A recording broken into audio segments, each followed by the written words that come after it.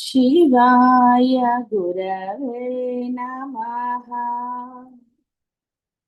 शिवाय गुरवे नमः। शिवाय गुरवे नमः। शिवाय गुरवे नमः। शिवाय गुरवे नमः।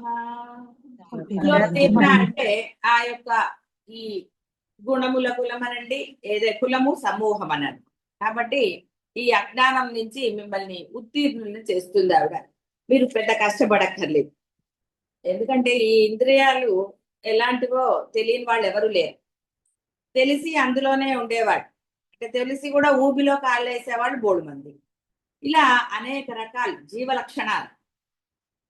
ఇలా ఏదనుకున్నా వాడికి కర్మలంపటం తప్పదు. ఆ కర్మల్లో వాడు కొట్టుకోవాల్సింది. ఎందుకంటే తెలిసి ఒడ్డుకు చేరేవాడు తెలివైన వాడు వివేకవంతుడు. అలా కాకుండా ఇంకా అక్కడే తారట్లాడితే, అంటే రక్షించడానికి నీకు పరమాత్మ ఎన్నో అవకాశాలు ఇస్తున్నాడు, చాలా కరుణతో అనేక రకాలుగా. కానీ అవేవి తెలియనట్టుగా, లేదా సరే రకరకాలు అనుకోండి వాటి గురించి, అదే అందులోనే తిరగాడుతూ ఇదే బాగుంది అనుకుంటే. కాబట్టి అమ్మ తప్పకుండా మిమ్మల్ని అజ్ఞానం నుంచి రక్షిస్తుంది. ఎన్ని చేసినా ఎప్పుడో చివర్లో చేస్తానంటే చెప్పుకున్నాం కదా, మీరు పొయ్యేటప్పుడు మీకు అసలు ఎన్నో కేసులు చూశారు.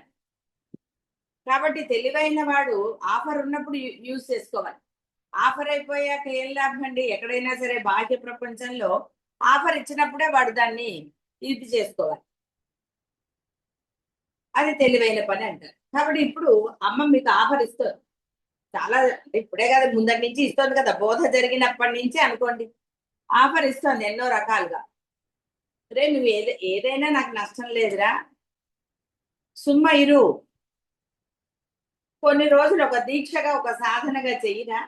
రోజులను ఎందుకన్నానంటే జీవలక్షణం వదిలించుకోవాలి కాదు. ఈ ఇంద్రియాలని ఆ అన్నిటితో నోరు నవ్వంగా, చెవులారా, ఇలా ఇవన్నీ కూడా ఆ విధంగా ఆ సంకీర్తన చేసుకోవద్దు. అది వేరేగా ఏమక్కర్లేదండి, హాయిగా ప్రశాంతంగా చేసుకోవచ్చు.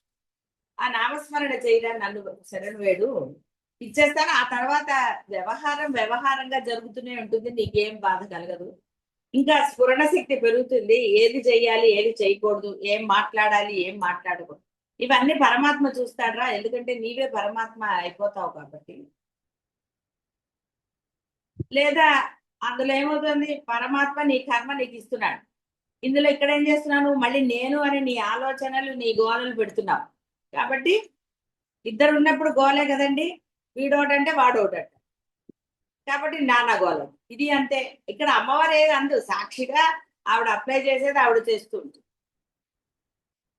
వినకుండా వీడు తాపత్రయం అనండి, ఇహ నేను ఇంతే అనుకుంటూ చేస్తారు చూసారా, అప్పుడు ఏమవుతుంది, వాడు కర్మ అనుభవించక తప్పదు. ఆవిడ అన్నిటికీ సాక్షిగానే ఉంటుంది, ఇక్కడ ఏం గోల్ చేయదు ఆవిడ. ఆవిడ చెప్తూ ఉంటుంది, ఒరే ఇది మంచిదా, ఇది ధర్మము, ఇలా ఉండాలి. కానీ వీడు వినడు, వినక అనుభవిస్తాడు. కాబట్టి తర్వాత భగారాధ్య, భగారాధ్య అనకూడదు, రాధ్య ధాకి ఒత్తుడు. కాబట్టి భగుడు అంటే ఆదిత్యుడు, సూర్యుడు. ఇతనికి ఆ అమ్మ సాక్షాత్కరించింది.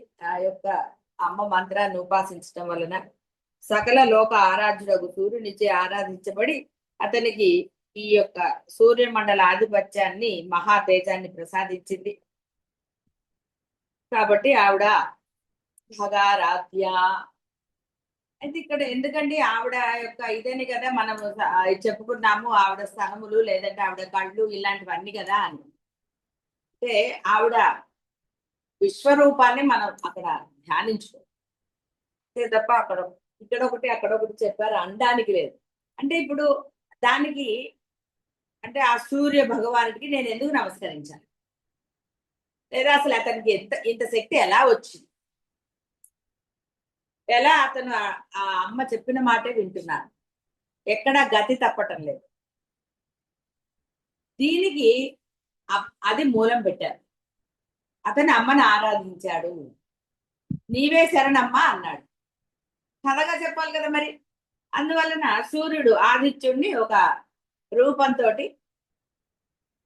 అమ్మ సృష్టిస్తే ఆ రూపం అమ్మని ఆరాధించి అమ్మ యొక్క కృపకి అనుగ్రహం.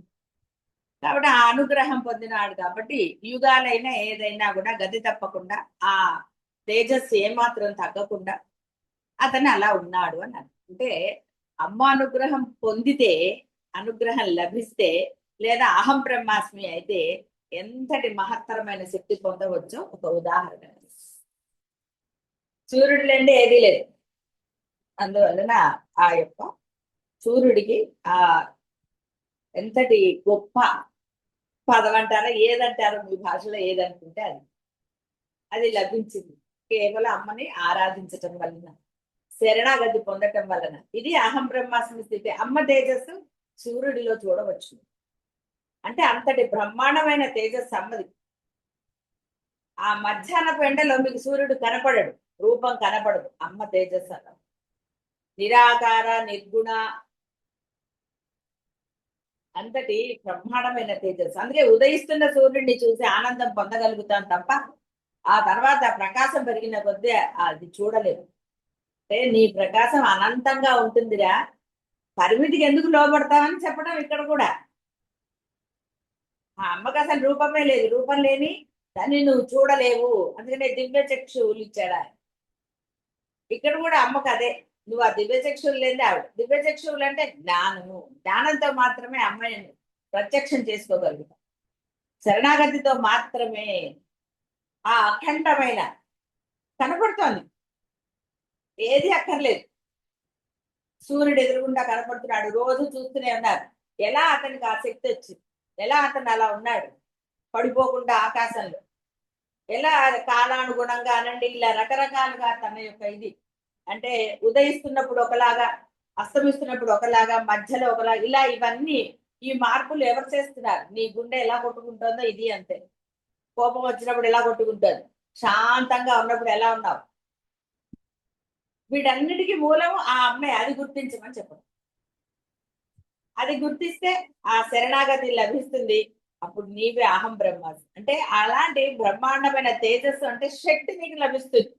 అలా నువ్వేవో పసుపు పట్టలం చేస్తావు అలా అని కాదు, పరమానందం లభిస్తుంది నీకు. అన్ని అనుకూలము అంటే అర్థము అన్ని ధర్మంగా ఉంటాయి కాబట్టి నీకు అసలు దేని గురించిన చింత ఉంటుంది. వాళ్ళ వీళ్ళ ఇంకోళ్ళ అంటే ఈ ఈ అనుభూతిని అనుభవాన్ని జ్ఞానులు అనుభవిస్తారు. మాటల్లో చెప్పాలంటే చాలా కష్టం, ఎందుకంటే వీడికి అర్థం కాదు, అజ్ఞాని కదా. వాడు ఏమంటాడు, ఎందుకంటే ఇప్పుడు బాగానే ఉంది కదా ఏదో అంటూ ఉంటాడు. ఏదో ఉంటే మరి నువ్వు బాగానే ఉంటే ఎందుకంటే కష్టాలు చెప్పుకుంటున్నావు, ఎందుకని తేనిపోంది ఇక్కడికి అక్కడికి పరిగెడుతున్నావు, ఇలా అనేక రకాలుగా ఉంటాయి. బ్రహ్మము ముందు మిగతావన్నీ సమగ్రమగు ఐశ్వర్యము, సమగ్రమగు ధర్మము, సమగ్రమగు యశస్సు, సమగ్రమగు సిరి. కాబట్టి పైన ఐశ్వర్యం వేరు, కింద సిరి వేరండి. ఐశ్వర్యం మొదటి చెప్పారండి, డబ్బు గురించి చెప్పలేదు. ఐశ్వర్యం అంటే శుభాలు, శక్తి. సమగ్రమగు జ్ఞానము, సమగ్రమగు వైరాగ్యము, ఇవి షడ్ భగములు. భగములు అంటే అర్థాలు ఇంకా చాలా. ఒక పదానికి, సంస్కృత పదానికి కొన్ని అర్థాలు ఉంటాయి. అంటే మన ఆ శ్లోకంలో వాడిన దాన్ని బట్టి అర్థాన్ని గ్రహించాలి. కాబట్టి ఇక్కడ ఈ 6 కూడా భగములు అన్నారు. వీని కారణ శక్తులచే సేవించబడినది కాన పరమేశ్వరి భగారాజ్య. ఇన్ని వస్తాయండి మీ అందరికి కూడా. ఎప్పుడైతే అమ్మని శరణాగతి పొందుతారో, అమ్మ తప్ప అన్య శరణము లేదంటారు, ఆ అహం బ్రహ్మాస్మి జీవ బ్రహ్మైక్యము పొందితే ఇవన్నీ వస్తాయి. దిగులే లేదు. రమణ మహర్షికి ఎలా వచ్చాయండి అన్ని? ఇది అంతే, ఇవన్నీ కూడా లభిస్తాయి. అణిమ, మహిమ, గరిమ, లఘిమ, ప్రాప్తి, ప్రాకామ్య, ఈశిత్వ, వశిత్వములు, ఇవి కూడా అష్టభగములు, ఐశ్వర్యములు. వీని కారణ శక్తుల చేత ఆవిడ ఇవన్నీ కూడా శక్తుల చేత సేవించబడుతుందంటే అర్థం ఏంటండి? అమ్మని ఆరాధిస్తే ఇవన్నీ మీకు వస్తాయి. అందుకే అనుధావంతి శతసహ, లోకం నీ వశమవుతుంది అంటే లోక వశంకరి అన్నప్పుడు ఇవి కూడా నీకు ఎప్పుడు ఎంత కావాలో అంత డబ్బు వస్తుందండి. అంత ఆనందం నువ్వు అనుభవిస్తూనే ఉంటావు. నీకు ఏది కావాలో అది లభిస్తూ ఉంటే ఇంకా అంతకు మించినది ఏది ఉంటుందండి? నీకు ఏ సమయానికి ఏది ఎంత కావాలో నీకు వస్తుంది. నువ్వు కష్టపడక్కర్లేదు, ఏమి కష్టపడక్కర్లేదు. నీ మనసులో ఆలోచన అంటే లోపల ఆలోచన, ఆ మనసులో నీకు అనిపించింది నీకు అది లభించి తీరుతుంది. అలా అంటే ఇప్పుడు ఒక జ్ఞానం వచ్చిందంటే ఎవడో అధర్మాన్ని కోరుకోడు కాబట్టి ధైర్యంగా చెప్తున్నాను. ఇప్పుడంటే జీవుడు అధర్మం కోరుకుంటాడు, ఏదో కావాలంటాడు కష్టపడకుండా. అందుకనే మంత్రాలు తంత్రాలకు వెళ్తూ ఉంటాడు, ఎందుకంటే కష్టపడకుండా సంపాదించచ్చు. ఒక రామ అనే ఒక అతను ఉంటాడు, అతనికి కొంచెం ఇది ఇటువైపు ఉన్న ఆ తంత్రాలు నేర్చేసుకుని అన్ని ఏదో పొందేయాలని చాలా కోరికగా ఉంటుంది. అందుకని హిమాలయాలకు వెళ్తాడు. హిమాలయాలకు వెళ్ళి రకరకాలైన వాళ్ళని చూస్తూ ఉంటాడు. ఉన్నారు, ఇప్పటికి కూడా ఉన్నారు. మీరు ధైర్యంగా వెళ్ళగలిగితే కనపడతారు. అందరూ కనపడరు, కొంతమంది మాత్రమే, కొంత సాధన వల్ల మాత్రమే అక్కడ హిమాలయాల్లో. హిమాలయాలు అంటే మీకు కనపడే హిమాలయాలు కాదు, ఇంకా ఇన్నర్కి వెళ్ళాలి. ముందు ఆ మనోధైర్యం కూడా ఉండాలి, అదన్నీ తట్టుకునేది. సరే, ఇతనికి కొన్ని తెలుసు. సో అలా వెళ్ళి అతనికి మొత్తం మీద తెలిసింది ఏంటంటే ఇవన్నీ కూడా నశించేవి. ఒక గురువు చెప్తాడు, ఈ ఒక గురువు ఇతన్ని కోపడతాడు కూడా. ఏమిటిది ఇంత ఇది అనవసరం, ఇది నువ్వు ఒకటి కోరుకున్నావు అంటే అంటే ఒక తంత్రంతో కోరుకున్నప్పుడు అది వాడేం సృష్టి చెయ్యడు, వేరే వారి వస్తువు నీకు తీసుకొచ్చి ఇస్తాడు. తాంత్రికం గురించి చెప్తున్నాను. తాంత్రికంలో ఇలాగే జరుగుతాయి, అంతేగాని వాళ్ళు సొంతంగా సృష్టించి నీకు డబ్బు రాలేదు. వీడు ఆ తన యొక్క తంత్రశక్తి. మామూలుగా చెప్పాలంటే పిశాచాలు చూడండి, అటు వెళ్ళిపోయి ఏవో తెచ్చి మీకు ఇస్తూ ఉంటారు, కథల్లో చదువుతుంటారు కదా, సినిమాల్లో చూస్తుంటారు.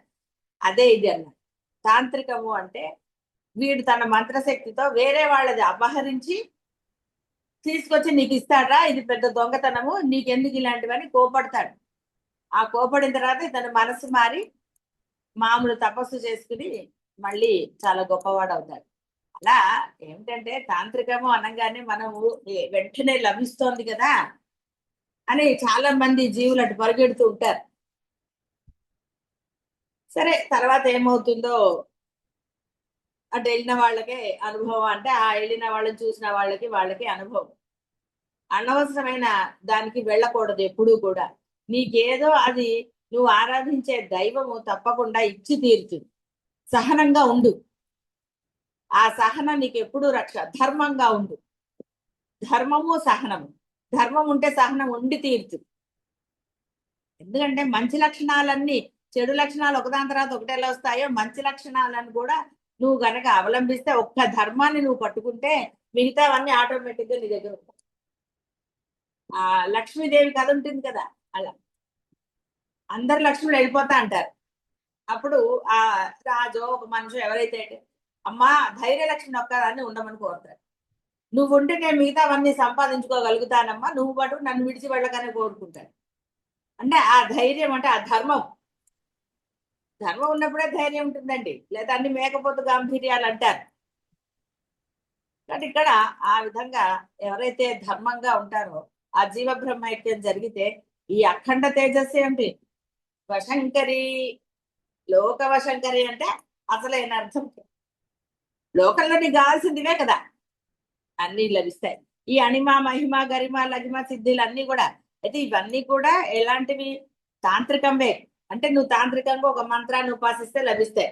అంత కష్టపడకుండానే అమ్మ నీకు ఇస్తోంది జీవ బ్రహ్మైక్యం. అలా నువ్వు చిన్నగా అయిపోయి పెద్దగా అయిపోతావనా? అక్కర్లేదు. దానికి మహా సూక్ష్మాలు ఉన్నాయి మళ్ళీను. ఇది మీరు పొందితే అప్పుడు దాని గురించి చెప్పవచ్చు, లేదా మీకే అనుభవం వస్తుంది. కాబట్టి ఉదయకాల సూర్యమండలంన ఆవిడ ఉపాసించబడుతూ ఉంటుంది కాబట్టి అమ్మ. కాబట్టి ఇక్కడ మళ్ళీ సూర్యుడిలో కూడా ఆరాధన. ఉదయిస్తున్న సూర్యుడితో పోలుస్తారు కదా, అరుణాం అరుణాం కరుణాం, ఎలా ఇలా. అలాగే చంద్రుడిలో కూడా ఉపాసించే పద్ధతి ఉంది, పౌర్ణమిలో.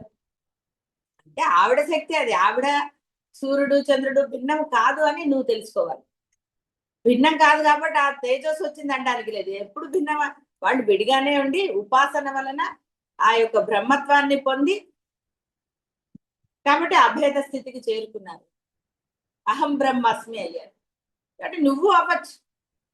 మాయా విచిత్ర కార్యకరణ అచింతిత ఫలప్రదా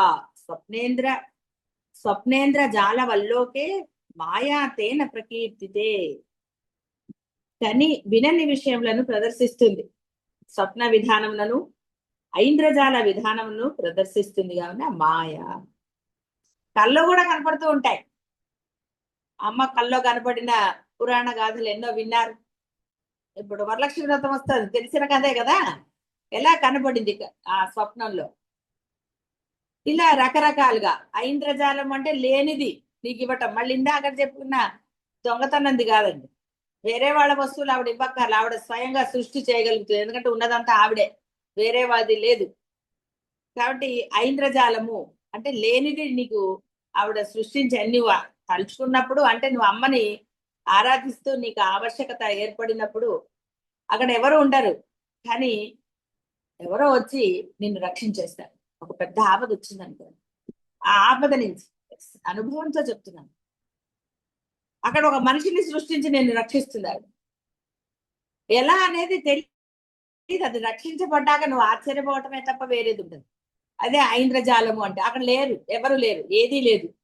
ఏదో పెడుతుంది ఆవిడ. అంటే నీకు రక్షణ కోసం ఏదైనా ఆపద వచ్చినప్పుడు ఒక రకంగా, అవసరానికి ఒక రకంగా, ఇలా ఎన్నో రకాలుగా ఉంటుంది. అదే మనం అంటాం దేవుళ్ళలాగా వాడు వచ్చి రక్షించాడండి అని. ఇది జరిగి తీరుతుంది ఎప్పుడు నువ్వు ధర్మంగా. ధర్మంలోనే మంచి సుగుణాలన్నీ ఉన్నాయండి. నువ్వు ధర్మాన్ని చేస్తున్నానని కాఠిన్యంగానే ఇంకో రకంగా ఉంటే కుదరదు. కాఠిన్యత అనేది ధర్మం కాదు. కాబట్టి ఇక్కడ ఎప్పుడైతే అమ్మ ఆరాధన అంటే నువ్వు ఆరాధించే దైవం ఏదో, అందుకే ఒకరిని పట్టుకోమంటావు. అది ఇంతమందిని పట్టుకుంటే ఎలా? రోజుకు ఒకళ్ళు అంటే గుర్తుంటదండి. ముందు మనకి వీళ్ళు వాళ్ళు అని గుర్తుంటది మనకి. అందువలన ఈ విధంగా కనుక ఎప్పుడైతే ధర్మంగా నీవు అమ్మని ఆరాధిస్తావో తప్పకుండా ఈ స్వప్న విధానమున ఐంద్రజాల విధానమున కని వినని విషయములను ప్రదర్శిస్తుంది. ఎన్నో చేస్తుంది. అసలు పెద్ద మిరాకిల్ అండి అని అంటారు మీరు. మిరాకిల్ జరుగుతుంది. ఇలా ఎన్నో జరుగుతాయండి. జరగవని అనడానికే లేదు. అనుభవం పొందిన వాళ్ళైతే ఘంటాపదంగా చెప్పగలరు. కాబట్టి డెఫినెట్ గా ఇందులో ఏం అబద్ధం అయితే లేదు, జరిగి తీరుతాయి. భగవత్ శక్తి ఏవ మాయా, పరమేశ్వరుని గీయాచరణ శక్తి ఏ మాయా. కాబట్టి పరబ్రహ్మ శక్తే. ఆ మిరాకిల్ అన్నా అదే. నీకు అవసరానికి ఒకరు వచ్చి ఆదుకున్నారన్నా, నీ అవసరానికి తగ్గదు ఏదో లభించిందన్నా, అసలు ఏదైనా సరేనండి. ఆ సమయానికి ఒక మందు అనండి, ఒక డాక్టర్ అనండి, లేదా ఇంకోటి అనండి, ఏదైనా అనండి. అంటే నువ్వు ఎక్స్పెక్ట్ చేయకుండా ఆ సమయానికి నీకు అనుకోకుండా లభించింది. మిరాకిల్ అండి అనాలి. అంతేకాని నా గొప్ప అండి అని అనడానికి లేదు అక్కడ. కొంతమంది అనుకుంటారండి, ఆహా నా గొప్పతనం అనుకుంటారు. కాదు, నీ గొప్ప ఆ అమ్మ యొక్క శక్తి. భగవత్ శక్తి ఏవా. కాబట్టి ఆ అమ్మ శక్తి, ఆ అమ్మ శక్తి నేను ఎప్పుడు రక్షిస్తుంది. అందులో ఏం సందేహం. కాబట్టి ఎందుకంటే హాయిగా సుమైరు అని ఉండక, రమణ మహర్షికి ఎవరండి ఒక అమ్మ వచ్చి గడ్డం గీసేసింది అన్నారు, తలంటి పోసింది అన్నారు, భోజనం పెట్టింది అన్నారు. ఎలా జరిగింది? ఆయన ఎవరిని అడగలేదే. ఆ తపస్సు చేశాడు, బయటికి వచ్చాడు. పిల్లల ఆటలతో కొట్టినా అతనేం మాట్లాడలేదు. కానీ ఆయనకి ఎవరండి చేసింది? ఎవరు ఆశ్రమం కట్టారు?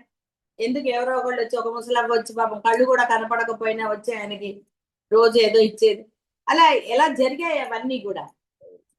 ఎందుకు ఒక జ్ఞాని దగ్గరికి ఆయన పిలవకపోయినా, బోర్డు పెట్టుకోకపోయినా, ఇంకోటి చెప్పారు. ఇప్పుడంటే ఆశ్రమాలు లేవు కదండి. ఆశ్రమంలో ఎక్కడన్నా బోర్డు ఉంటుందండి? ఏముండదు. ఎలా అందరూ వెళ్తారు, అన్ని సమర్పిస్తారు. ఆయన దేనికి తాపత్రయం అక్కర్లేదు, పరమాత్మను నమ్ముకున్నాడు కాబట్టి. మీరు బాహ్య గురువుల దగ్గర చూడండి, బాహ్య వస్తువులు ఏమి ఉండవు వాళ్ళ దగ్గర, డబ్బే ఉంటుంది.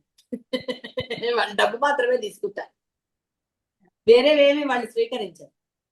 ఎందుకంటే వాడిగే అక్కడ కావాల్సింది డబ్బు. అది తేడా సద్గురువులకు కానివ్వండి, వేరే గురువులకు కానివ్వండి. పీఠాధిపతులు వేరు, ఎందుకంటే వాళ్ళకి ఆచార వ్యవహారాలు ఉన్నాయి కాబట్టి.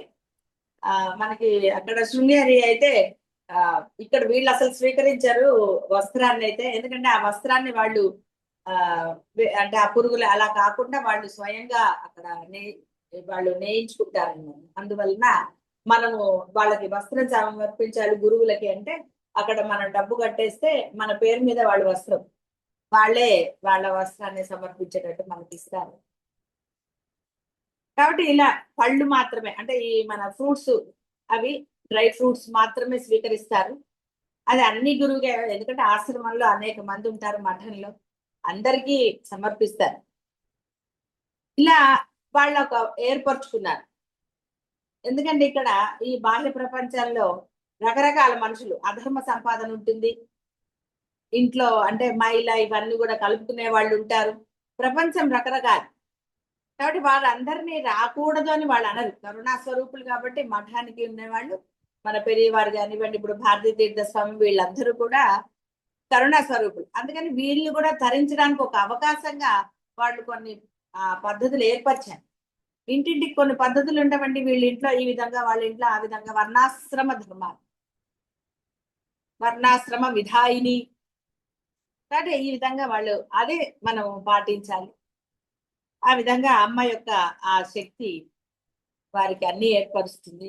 దేనికి తాపత్రయం అక్కర్లేదు. పెరియవారి కథలు ఎన్నున్నాయి. 5 పైసలు లేవని ఆ మేనేజరు, స్వామి ఎలా రేపొద్దున అందరూ వస్తే భోజనానికి, నీకు ఎందుకయ్యా, చేసేది ఎవరు అని. ఆయన ఏమైనా కంగారు పడ్డాడు, అవునా డబ్బులు లేవా, ఉండండి కబురు చేద్దాం, వీళ్ళు ఇస్తారా వాళ్ళు ఇస్తారా అనలేదు ఆయన. అంతటా చూసేది ఎవరో ఆయన చూసుకుంటాడులే అన్నాడు. మరి ఆ రాత్రికి రాత్రి రాలేదు, అవేమన్నా అబద్ధాలా? నువ్వు కూడా సుమ్మయ్యరుగా ఉండు, నీకు కావాల్సినవన్నీ ఆయన చూసుకో. ఆ ధైర్యం ముందుండి, అదే చెప్తున్నా, ధైర్యం ఉంటే ఏదైనా కలుగుతుంది. నువ్వు ధర్మంగా ధైర్యంగా ఉండు, నువ్వు డబ్బు కోసం కాదు, వస్తువు కోసం, దేని గురించి తాపత్రయం, ఒక మనిషి కోసం కూడా నువ్వు తాపత్రయం పడక్కర్లేదు. వాళ్ళు ఆవిడ నిన్ను భగవత్ శక్తి ఏవ తప్పకుండా. మాయ అనున్నది పరమేశ్వరికి అభిన్నమైనది. మాయ అంటే ఇక్కడ మనకి భ్రమ కల్పించే మాయ కాదండి, ఇదంతా నీది, మనిషి కాదు. అంటే ఆవిడ ఏర్పరిచినదే. అంటే వీడు జీవుడు అనేది ఆ తెర అడ్డం పెట్టుకున్నాడు కాబట్టి వాడు అన్ని నిజం అనుకుంటాడు. ఆవిడ చూపిస్తోంది, ఒరే నేనే రాది అంటుంది. నువ్వు ఒక గంతలు కట్టు, చూసారా ఏదో పచ్చకామర్ల వాడికి లోకంతా పచ్చగా కను, నువ్వు ఏ కళ్ళజోడు పెట్టుకుంటే అలాగే ఉంటుంది. నల్ల కళ్ళజోడు పెట్టుకుని ఎండలేదన్నా ఇంకోటన్నా, ఇలా రకరకాలుగా అనుభవాలు ఉన్నాయి మీకు. కాబట్టి ఇక్కడ మాయ అంటే ఆవిడ శక్తిని గుర్తించిన వాడికి ఆ మాయ వాడిని రక్షిస్తుంది. అలా అనుకోకుండా నేను జీవుణ్ణి, నేను నేను అనుకున్నవాడు బోల్తాడు. మయ సభలో లేదండి, వాడు అయింది కదా, దుర్యోధనుడిది విన్నారు. సరే, ఇలా మాయ అంటే నువ్వు ధర్మంగా ఉన్నప్పుడు ఆ మాయ నిన్ను రక్షిస్తుంది. ఎందుకంటే అది మాయ అని తెలిసి నీకు ఇక్కడ ఉన్నదంతా మాయే, అందులో పడిపోకుండా యువతలు ఉన్నావు. సినిమా అండి, సినిమాలో ఏది నిజం జరగదు. అది భావించిన వాడికి దుఃఖం వస్తుంది. కొంతమంది రకరకాల ఆవేశం తెచ్చుకుంటారు. అది నిజమని భావన కలిగినప్పుడు వీడిలో ప్రకంపనలు జరుగుతాయి. అది సినిమానే అని రూఢిగా నమ్మి అలాగే చూసిన వాడికి ఏ ఎక్స్ప్రెషన్. అయితే కొంతమందికి అసలు ఎప్పుడు ఎక్స్ప్రెషన్లు ఉండవు అనుకోండి, అది వేరే విషయం. ఇలా రకరకాల. కాబట్టి ఇక్కడ మాయ అనేది అమ్మ శక్తి, అందులో సందేహం ఉంది.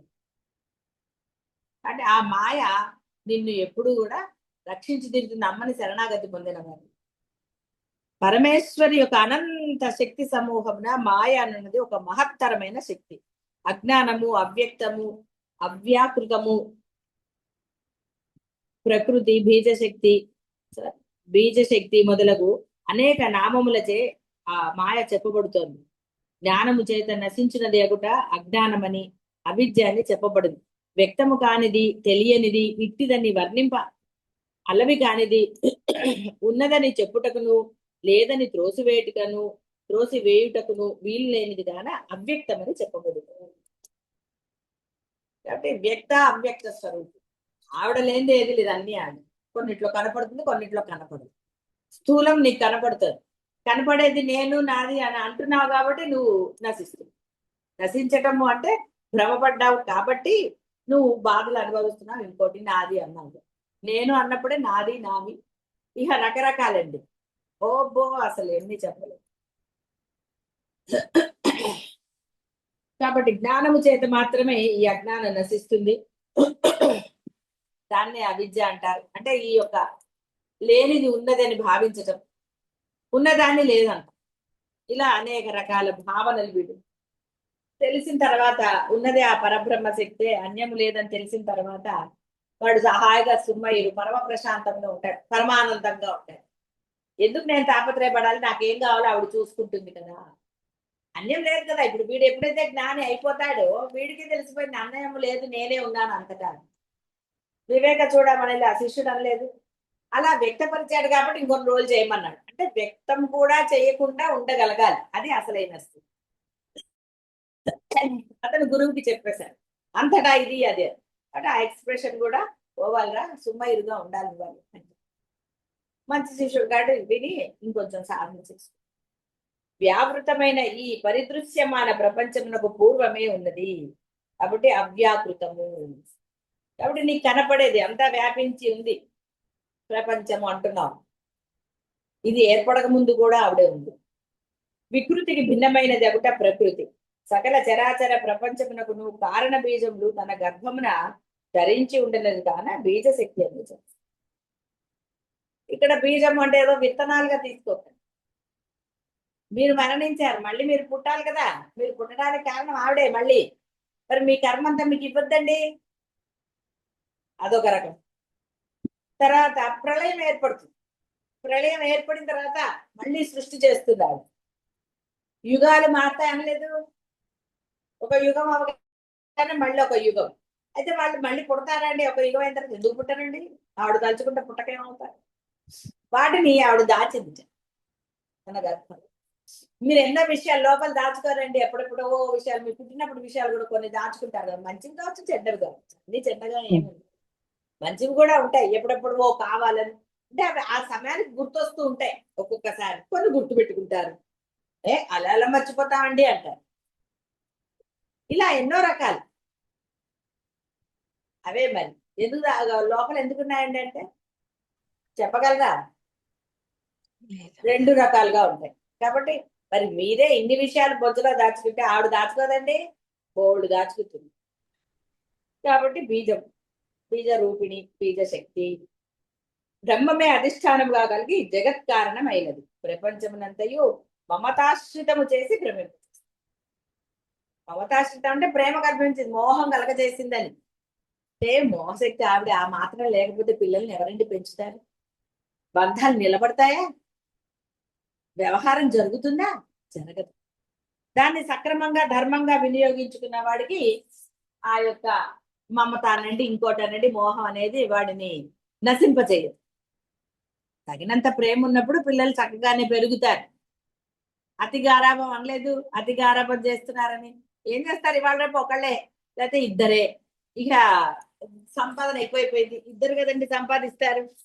ఇక సంపాదించి వాళ్ళు అడిగినది అడగనిది.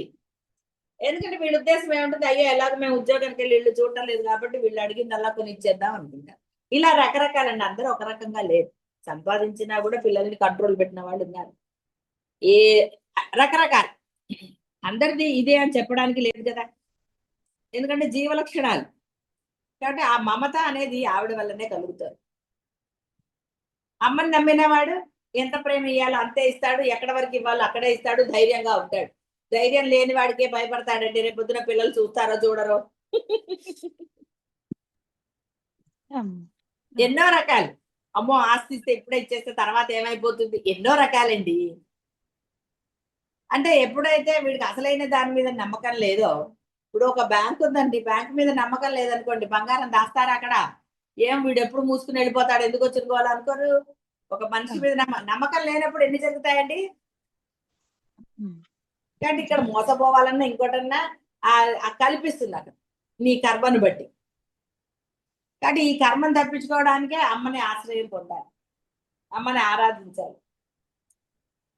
బ్రహ్మస్థితి పొందకపోయినా ఆ అమ్మని శరణాగతి పొందితే నీ కర్మలు నిన్న చదివింది ఎక్కడ ఏదో పర్లేదు అందులో నేను ఎవరో గ్రూప్ లో పెట్టాను అనుకుంటాను చదివి. అది దైవాన్ని నమ్ముకున్న వాడికి తలపోయే బదులు తలపాగా పోతుంది. వెంట్రుక వాసిలో తప్పింది అనరండి. కొన్ని మనం వింటున్నప్పుడు కొన్ని ఆపదలు వెంట్రుక వాసిలో తప్పించుకున్నాడు అనలేదు. వెంట్రుక వాసి ఎంతండి? కాబట్టి ఆ విధంగా కర్మని నీకు తీసేస్తుంది ఆవిడ. అంటే అంతటి శక్తి ఆవిడకు ఉన్నది, నువ్వు నమ్మటమే చేయవలసింది. పోనీ సుమ్మయ్యను తర్వాత సంగతి చూద్దాం. నువ్వు అంతటి భక్తి కనుక ఆవిడ యందు చూపించగలిగితే ధర్మంగా, ఆవిడ నిన్ను ఎలాంటి పరిస్థితుల్లోంచైనా రక్షిస్తుంది. అన్ని శక్తులు ఆవిడవే కదా, నిన్ను రక్షించదా? రక్షించి తీరుతుంది. మరణం నుంచి కూడా రక్షిస్తుందండి. ఎందుకు రక్షించదు? ఆవిడకి చేత కాకపోతే కదా. కాబట్టి ఇక్కడ ఆ మమతాశ్రితము చేసి భ్రమింప చేస్తుంది. కాబట్టి ఎంత ప్రేమ అంత ఉంటేనే వాళ్ళ జీవితాలు బాగుంటాయి, వాళ్ళ జీవితం బాగుంటే మీ జీవితం బాగుంటుంది. ఏ బంధాలైనా అంతే, ఏదైనా అంతేనండి. ఎంతో అంతవరకే చూపించాలి. ఇక్కడ భ్రమ అంటే గ్రాంటెడ్ గా తీసుకుంటారు కదండి కొన్ని. అలా తీసుకోకూడదు. ఆత్మయందు అనాత్మ బుద్ధి, అనాత్మయందు ఆత్మబుద్ధి ఈవిడే కలిగిస్తోంది.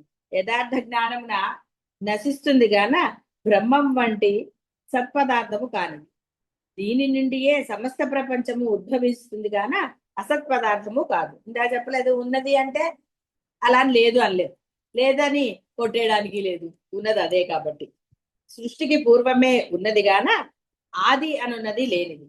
యథార్థమైన జ్ఞాన దృఢత కలుగగానే నశించినది అగుట, అంత మాత్రము కలిగినది అగుట మాయ అనబడు అన్వర్ధ సంజ్ఞచే చెప్పబడుతుంది.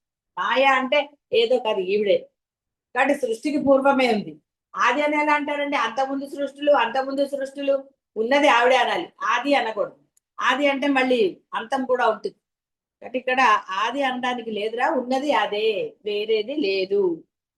జ్ఞాన దృఢత కలుగగానే ఈ యొక్క మాయ నశిస్తుంది.